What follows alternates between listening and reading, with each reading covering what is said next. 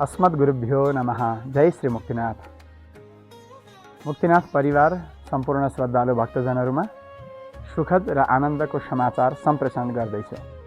परम श्रद्धेय श्री मुक्तिनाथ बाबाजीको शुभ जन्म नक्षत्रोत्सव यही मिति 2083 ज्येष्ठ 6 गते आर्द्रा नक्षत्रका पावन दिनमा काठमाडौँ गलफुटार स्थित श्री मुक्तिनाथ बाबा सेवाश्रममा गुरुवन्दना आचार्य पूजन सहितको कार्यक्रम आयोजना भएको हुँदा यहाँहरू सम्पूर्णलाई परम श्रद्धेय श्री मुक्तिनाथ बाबाजीको दर्शन शुभ आशीर्वचन ग्रहणका निमित्त सादर निमन्त्रणा गर्दछौँ।